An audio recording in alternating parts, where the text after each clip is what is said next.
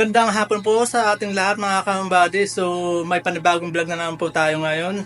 Ang vlog po natin ay bumili po ako ng dish cabinet sa halagang 900 pesos para po maging maayos at magandang tingnan po ang aking lababo. So ngayon po mga ka-Homebody, mag-unboxing po tayo ng dish cabinet at mag-assemble po. So tara mga ka-Homebody, samahan niyo po ako. So, ito na pala mga ka-Homebody, mag-unboxing na po tayo.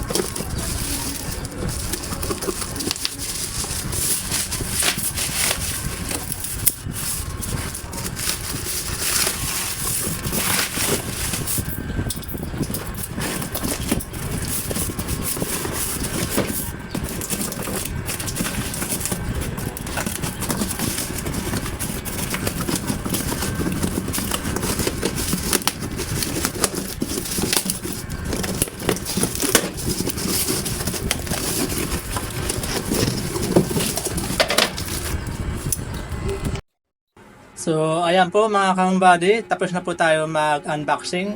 So, mag-assemble na po tayo.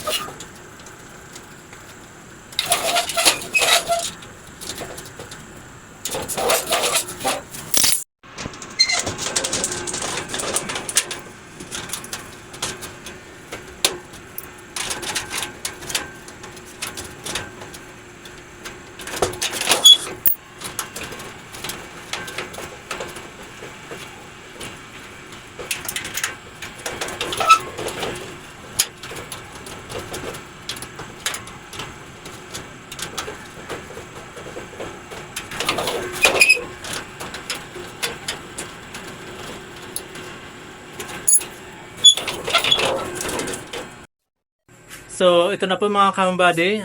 Tapos na po natin assemblein yung dish cabinet. So, isasalansan na po natin yung pinggan at iba pa para maging maayos po ang ating lababo. So, yun lang. A few moments later. So, ayan po mga ka-Homebody. So, nasalansan na po natin yung mga pinggan at iba pa. So, tingnan po natin mga ka-Homebody. Ayan po.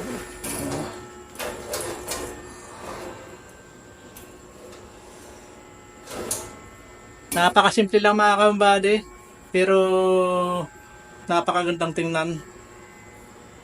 So, ang susunod po natin mga ka-Homebody, ito po yung gripo, papalitan din po natin. So, ito po yung papalit natin dyan, mga ka-Homebody. Ito po, para mas maayos at mas magandang tingnan. Ayan po mga ka-Homebody. So, tara mga ka-Homebody, tanggalin na po natin para mapalitan na po natin ng bago.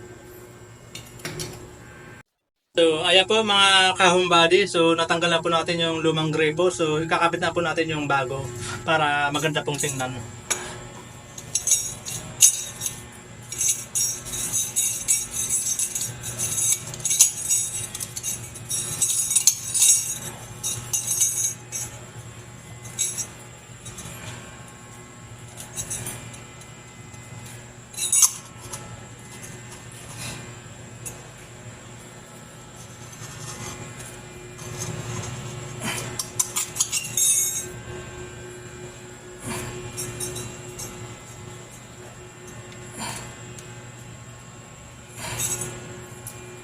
Hindi na lang mga kahumbady, kundi pa.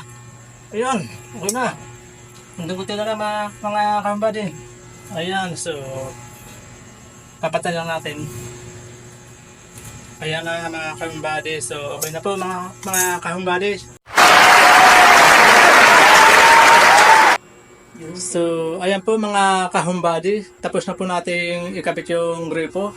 So, yan lang po mga kahumbady. Sana po nagustuhan nyo ang video na ito at nakatulong po sana sa inyong pag-aayos sa kusina. So, yun lang po mga kahumbady. So, maraming salamat po.